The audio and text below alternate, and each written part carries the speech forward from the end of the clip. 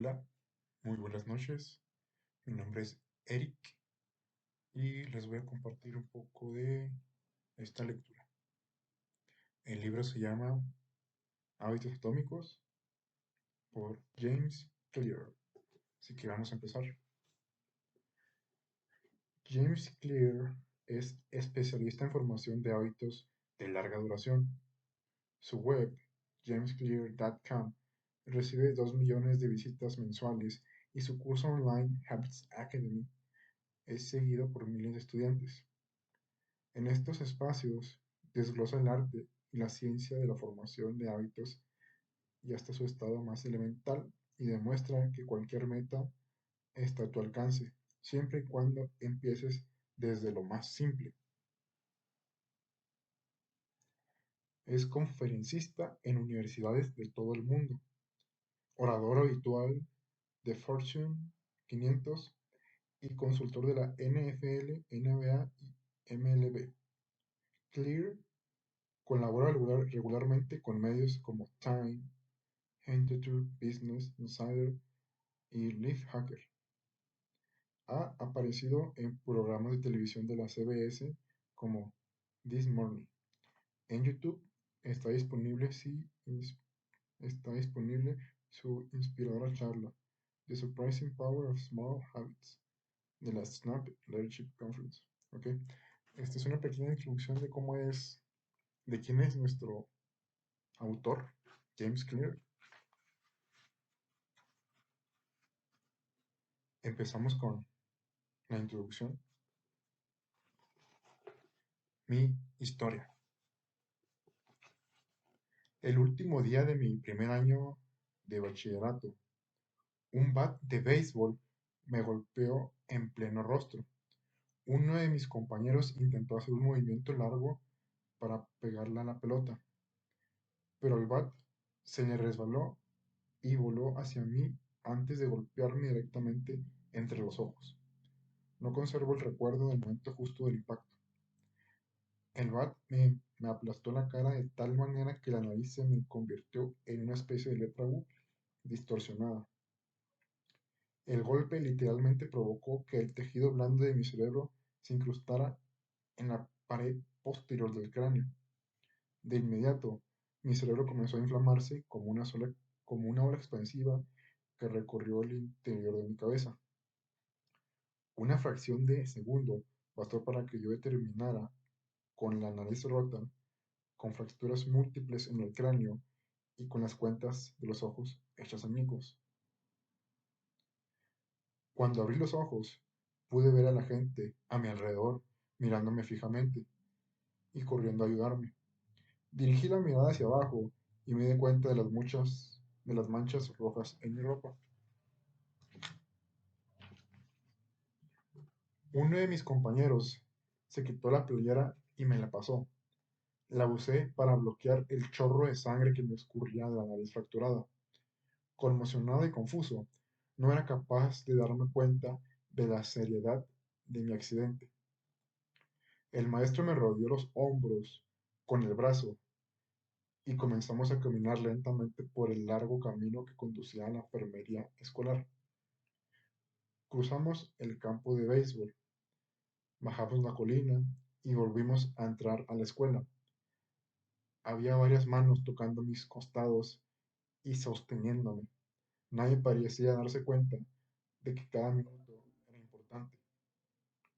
Cuando llegamos a la enfermería, la enfermera me hizo una serie de preguntas. ¿En qué año estamos? En 1998, respondí.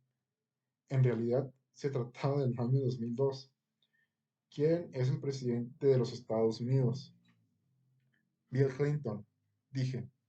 La respuesta correcta era George Bush. ¿Cómo se llama tu mamá? Eh, eh, Dudé.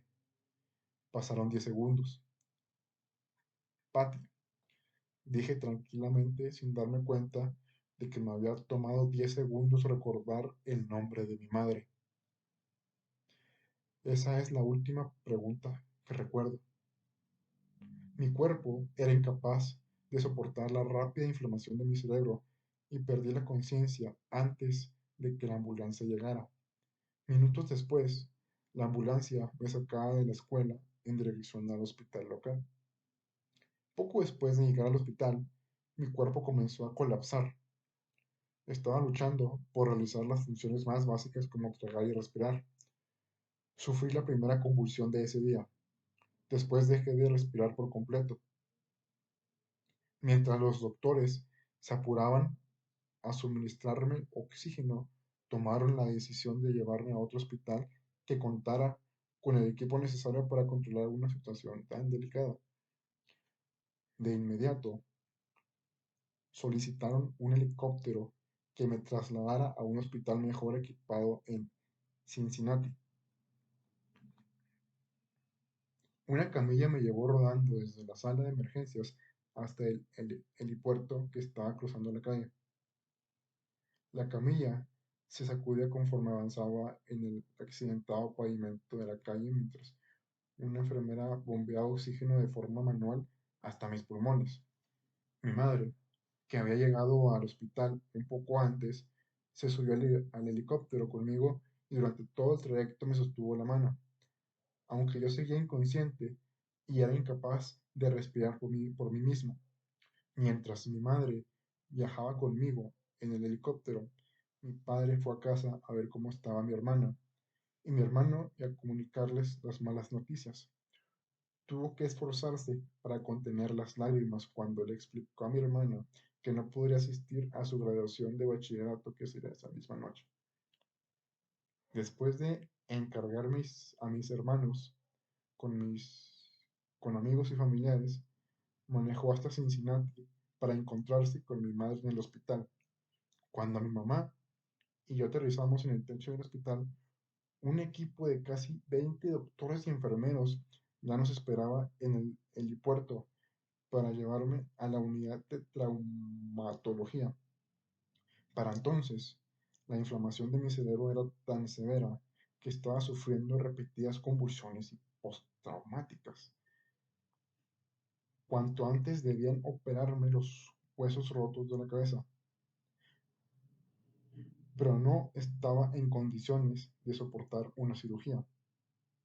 Después de otra convulsión más, la tercera del día, me indujeron un estado de coma y me colocaron un respirador artificial. El hospital donde estábamos no le resultaba extraño a mi padre, pues años antes habían entrado al mismo edificio después de que mi hermana fue diagnosticada con leucemia a los 3 años. Por entonces yo tenía 5 años y mi hermano tan solo 6 meses. Después de 2 años y medio de tratamiento de quimioterapia, punciones espinales y biopsias de médula espinal, mi hermana menor por fin salió del hospital contenta, sana y sin cáncer.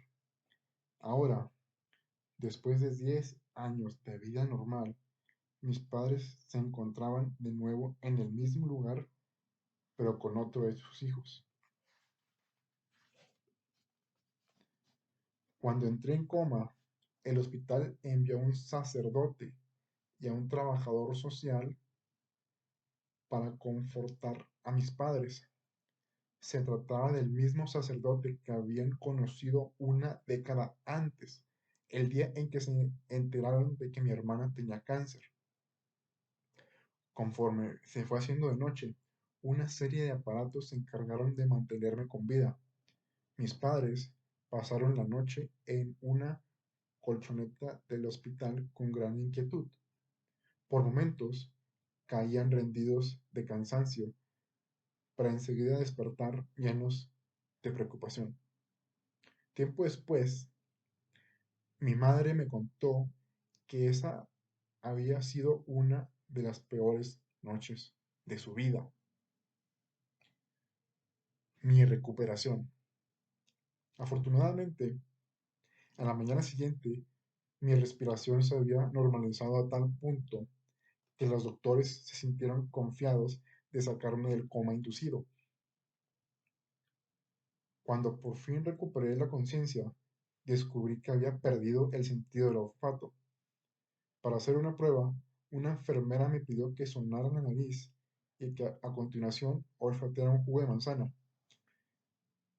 Mi sentido del olfato regresó, pero el hecho de sonarme provocó que el aire pasara a través de las fracturas que tenía en la cuenca del ojo, lo cual empujó el globo ocular izquierdo hacia afuera. El globo quedó salido de la cuenca, sostenido apenas por el párpado y el nervio óptico que lo unía a mi cerebro.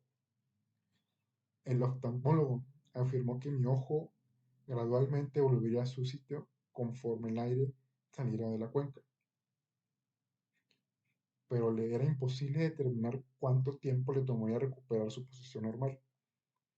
Me habían programado para una cirugía una semana después, para darme un poco más de tiempo para recuperarme. Todavía tenía el aspecto de alguien que hubiera estado en el lado equivocado de un cuadrilátero de box, pero de cualquier manera me dieron autorización para salir del hospital. Regresé a casa con la nariz rota, media docena de fracturas faciales y el ojo izquierdo desprendido de su órbita. Los meses siguientes fueron muy duros. Tenía la impresión de que todo en mi vida había sido puesto en pausa. Tuve visión doble por semanas y literalmente no podía ver en una sola dirección. A mi ojo le tomó más de un mes regresar a su posición original. Entre las convulsiones y los problemas con la vista, pasaron 8 meses antes de que pudiera volver a manejar un auto. En las sesiones de terapia física tuve que practicar patrones motores básicos como caminar en línea recta.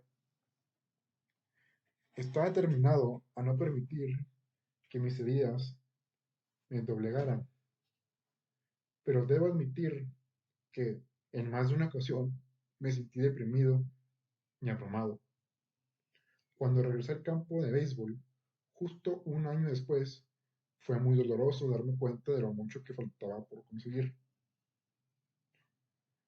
El béisbol siempre había formado parte de mi vida. Mi padre había jugado para las ligas menores de los Cardenales de San Luis y yo soñaba con jugar también en las ligas profesionales después de haber pasado meses en rehabilitación. Lo que más deseaba era volver a jugar béisbol, pero en mi regreso al campo no se dio de buena manera. Cuando comenzó la temporada, fui el único jugador de segundo grado que no pasó a formar parte del equipo principal de la escuela. Por el contrario, fui relegado a formar parte del equipo de primer grado. Yo había jugado béisbol desde que tenía 4 años, y para alguien que había dedicado tanto tiempo y esfuerzo a un deporte, haber sido rechazado del equipo principal había sido muy humillante. Recuerdo con nitidez el día en que me comunicaron la noticia. Me senté en mi auto y lloré mientras desesperadamente recorría con la mano el cuadrante de la radio para encontrar una melodía que me hiciera sentir mejor. Después de un año de inseguridades, cuando ya había llegado al tercer grado de bachillerato, logré ser admitido en el equipo principal de la escuela. Sin embargo, casi nunca pude entrar al campo de juego. Jugué 11 entradas en la temporada, lo cual apenas equivale a un juego completo. A pesar de mi deslucida participación en la temporada escolar, seguir creyendo que podía lograr convertirme en un gran jugador. Y tuve la certeza de que si las cosas iban a mejorar, yo sería el único responsable de lograrlo. El momento decisivo llegó, 2 años después de mi accidente, cuando entré a la Universidad Denison. Se trataba de un nuevo comienzo, y la universidad era el lugar donde descubriría el poder de los pequeños hábitos. ¿Cómo aprendí en qué consisten los hábitos? Inscribirme a Denison fue una de las mejores decisiones de mi vida. Me gané un lugar en el equipo de béisbol, y aunque estaba en el último lugar de la lista, porque era un novato, realmente estaba emocionado por haberlo conseguido. A pesar del caos que habían sido mis años de bachillerato, había logrado convertirme en el atleta universitario. Aunque ya había sido admitido en el equipo, los entrenamientos no iban a comenzar pronto, así que decidí dedicar el tiempo a ordenar mi vida. Mientras mis compañeros se desvelaban jugando videojuegos, yo desarrollé buenos hábitos de sueño y todas las noches me iba a dormir temprano. En el desordenado mundo del dormitorio universitario, yo me propuse a mantener mi habitación limpia y ordenada. Estas mejoras no eran muy significativas, pero hacían sentir que tenía control sobre mi vida. Comencé a sentirme seguro nuevamente y a creer en mí. Esta sensación de seguridad que iba en aumento se reflejó en mi desempeño escolar.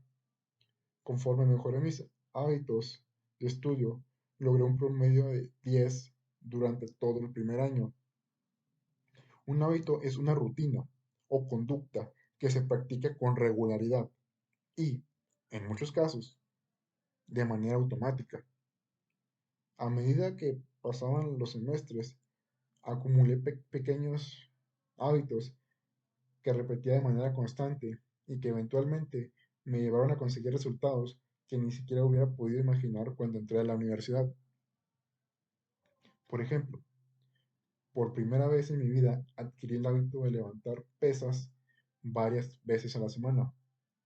Durante los siguientes años, en mi estatura de 1,95 metros, logré pasar de 78 kilos a 90 kilos de musculatura sin grasa. Cuando comencé el segundo año en Denison y se inauguró la temporada de béisbol, fui el principal pitcher del equipo de lanzadores. Durante mi tercer año, el equipo votó por mí para que fuera su capitán y al final de la temporada fui seleccionado para ser parte del equipo de toda la conferencia universitaria. Sin embargo, no fue sino hasta mi último año cuando mis hábitos de sueño, de estudio y de levantamiento de pesas realmente rindieron fruto. 6 años después de haber sido golpeado en el rostro por un bat, llevado en helicóptero a un hospital e inducido a un estado de coma, fui seleccionado como el mejor atleta masculino de la Universidad de Denison. También fui nominado como parte del equipo Academic All-America del canal de televisión ESPN, un honor que está reservado únicamente a 33 jugadores del país. Para el momento en que me gradué, había obtenido 8 récords universitarios en diferentes categorías y gané el más importante galardón académico de la universidad, la medalla del presidente. Espero que me disculpen si toda esta historia suena un poco arrogante. Para ser sincero, no hay nada de legendario en mi carrera como atleta y realmente nunca jugué de manera profesional. Sin embargo, si vuelvo la mirada hacia aquellos años, me doy cuenta de que logré algo que raramente se consigue. Desarrollé mi potencial y estoy convencido de que los conceptos que conforman este libro también pueden ayudarte a desarrollar tu propio potencial. Todos enfrentamos retos a lo largo de nuestra vida. Este accidente fue uno de mis retos y la experiencia me enseñó una lección fundamental. Los hábitos que en un principio pueden parecer pequeños y poco significativos se transformarán en resultados extraordinarios si tienes la voluntad de mantenerlos durante varios años. Todos tenemos que lidiar con contratiempos y retrocesos, pero a la larga, la calidad de nuestra vida depende de la calidad de nuestros hábitos. Si mantienes los mismos hábitos que tienes ahora, tendrás resultados equivalentes. Si mejoras tus hábitos, cualquier cosa es posible. Probablemente existan personas capaces de alcanzar grandes logros de la noche a la mañana. Yo conozco, yo no conozco ninguna, y yo ciertamente no soy una de ellas. No existió un único momento clave en mi camino desde el coma inducido hasta el equipo del canal ESPN. Hubo muchos momentos clave, una suma de ellos. Se trató de una evolución gradual, una larga serie de pequeños triunfos y modestos avances. La única manera de progresar, la única opción que tuve, consistió en comenzar por, dar pasos pequeños. Esta es la misma estrategia que utilicé cuando comencé mi propio negocio y cuando inicié la escritura de este libro. ¿Cómo y por qué escribí este libro? En noviembre de 2002 comencé a publicar artículos en jamesclear.com. Por años había conservado mis notas acerca de mis experimentos personales con los hábitos y sentía que estaba listo para compartir algunos en público. Empecé por publicar un artículo nuevo cada lunes y jueves.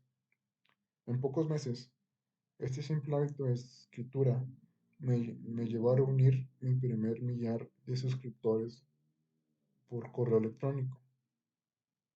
Para 2013, ese número había crecido a 30,000 personas.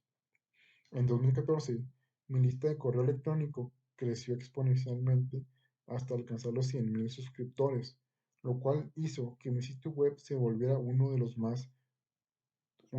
boletines informativos de más rápido crecimiento en Internet. Me sentí como un impostor cuando comencé a escribir 2 años antes, pero al parecer ahora me había convertido en un especialista en hábitos, una etiqueta que me emocionaba y al mismo tiempo me hacía sentir incómodo. Nunca me consideré especialista en el tema, por el contrario, me parecía que era alguien que estaba apenas experimentando y aprendiendo junto con mis lectores. En 2015 alcancé los 200,000 suscriptores y firmé un contrato con Penguin Random House para empezar a escribir la versión en inglés del libro que estás leyendo ahora. Conforme el número de mis lectores creció, también lo hicieron mis oportunidades de negocio. Y cada vez recibía más invitaciones a dar conferencias en importantes compañías acerca de la ciencia para desarrollar buenos hábitos, cambiar conductas y mantener una mejora continua. De pronto, me encontré dando discursos de apertura en importantes conferencias, tanto en los Estados Unidos de América como en Europa. En 2016, mis artículos comenzaron a aparecer regularmente en publicaciones de gran prestigio como Time, Entrepreneur y Forbes. Increíblemente, mis textos fueron leídos por más de 8 millones de personas durante ese año. Entrenadores de equipos pertenecientes a la NFL, Liga Nacional de Fútbol, NBA, Asociación Nacional de Básquetbol y LMB, Liga Mayor de Béisbol, empezaron a leer mi trabajo y a compartirlo con sus jugadores. A principios de 2017, lancé la Habits Academy, la principal plataforma de entrenamiento para organizaciones e individuos interesados en desarrollar mejores hábitos para su vida y el trabajo. Toma un chorrito de agua.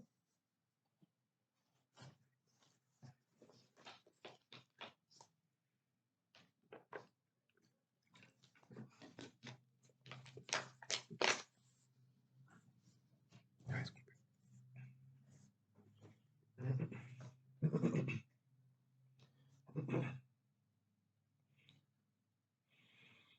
principios de 2017 lancé la Habits Academy, la principal plataforma de entrenamiento para organizaciones e individuos interesados en desarrollar mejores hábitos para su vida y el trabajo. Compañías pertenecientes al grupo Fortune 500 y otras empresas emergentes empezaron a inscribir a sus ejecutivos y a sus equipos de capacitación. En total, más de 10.000 líderes, gerentes, entrenadores y maestros se han graduado de la Habits Academy. Trabajar con todas esas personas me ha enseñado mucho acerca de lo que hace que los hábitos se puedan aplicar en el mundo real. Mientras daba los últimos toques a este libro durante 2018, JamesClear.com estaba recibiendo millones de visitas al mes y casi 500.000 personas se estaban suscribiendo al correo electrónico de mi boletín informativo cada semana. Tal cantidad de suscripciones, tal cantidad de suscriptores está tan lejos de las expectativas que tenía cuando inicié el sitio, que ni siquiera estoy seguro de lo que debo pensar acerca de él. ¿Cómo te puede beneficiar este libro? El empresario inversionista Naval Ravikant dijo una vez: para escribir un gran libro, primero tienes que convertirte en ese libro. Yo tuve que vivir las ideas que se mencionan en esta obra para aprenderlas. Tuve que confiar en pequeños hábitos para lograr mi recuperación después de mi accidente, para volverme más fuerte en el gimnasio, para lograr un desempeño de alto nivel en el campo de juego, para convertirme en escritor, para construir un negocio exitoso y sobre todo, para convertirme en un adulto responsable. Los pequeños hábitos que cultivé me ayudaron a desarrollar todo mi potencial y dado que elegiste este libro, asumo que tú también quieres desarrollar todo tu potencial. En las siguientes páginas voy a compartir contigo un plan paso a paso para desarrollar mejores hábitos, no por unos cuantos días, sino para siempre. A pesar de que todo lo que aparece aquí tiene un sustento científico, no se trata de un trabajo académico de investigación. Conforme explico la ciencia de cómo desarrollar y cambiar tus hábitos de una manera fácil de entrenar y de aplicar, vas a encontrar principalmente sabiduría y consejos prácticos. Las disciplinas a las cuales recurro, biología, neurociencia, filosofía, psicología y otras, han existido durante siglos. Lo que yo ofrezco es una síntesis de las mejores ideas que personajes brillantes descubrieron hace tiempo, junto con los recientes y convincentes descubrimientos de la ciencia moderna. Mi contribución consiste, espero, en encontrar las ideas que son más significativas y interrelacionarlas de tal manera que sean altamente funcionales. Todos los aciertos de esta obra deben atribuirse al genio de los muchos expertos que me predecieron. Los errores son mi responsabilidad. La columna vertebral de este libro es mi método de 4 pasos para desarrollar hábitos: señal, anhelo, respuesta y recompensa, así como las 4 leyes para cambiar la conducta que se desprenden de ellos.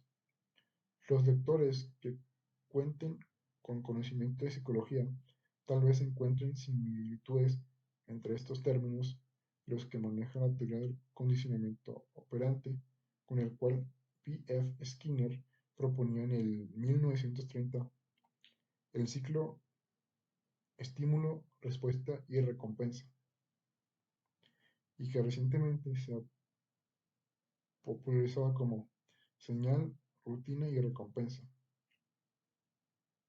En el libro El poder de los hábitos de Charles Duhigg, los científicos conductistas como Skinner se dieron cuenta de que si se ofrece la recompensa o el castigo adecuado a una persona, se puede lograr que dicha persona actúe de manera determinada.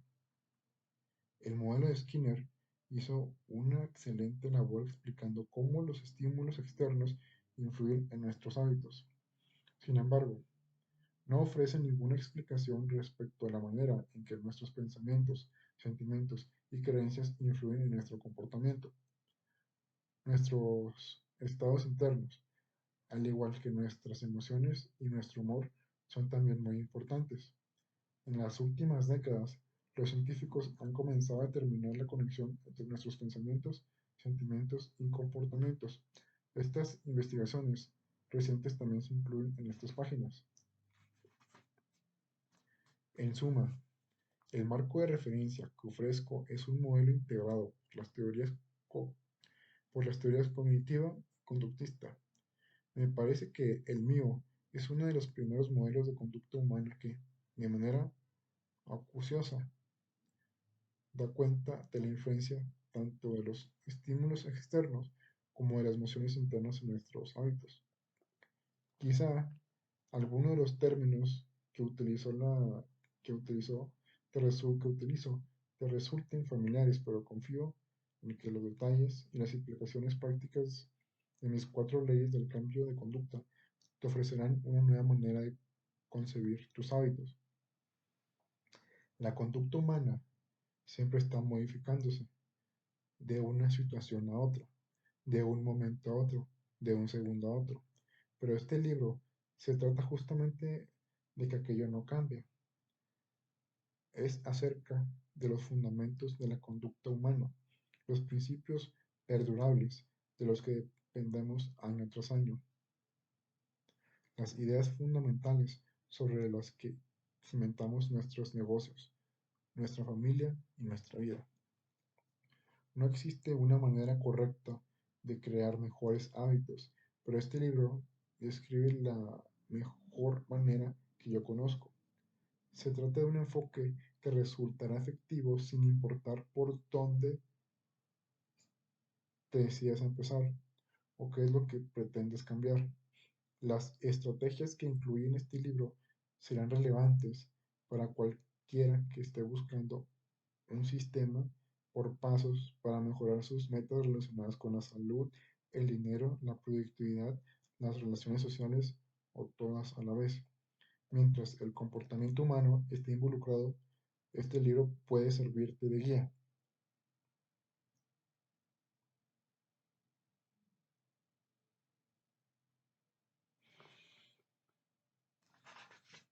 Aquí, aquí en adelante ya empezamos a leer los capítulos, las secciones del libro. Voy a leer el capítulo de este libro, Principios Fundamentales. ¿Por qué los pequeños cambios generan una gran diferencia? 1. El sorprendente poder de los hábitos atómicos. Ok, nos quedamos en la página número 23. Así que aquí la vamos a dejar por el momento. Ha sido una lectura, lo que acabamos de leer, que fue la introducción, ha sido una lectura bastante amena. Ya conocimos al autor y conocemos el por qué el autor empezó a escribir o escribió este libro y cómo esos hábitos cambiarán su vida para mejor, ya que tuvo ese lamentable accidente y lastimosamente pues le fue mal por un tiempo, pero ya vimos que gracias a los hábitos se recuperó. Así que de aquí en adelante vamos a empezar con la lectura de este libro. Así que no resta nada más que despedirme y decirles que los veo hasta la próxima. Espero que les haya gustado la lectura. Si tienen alguna sugerencia pueden decirla en los comentarios.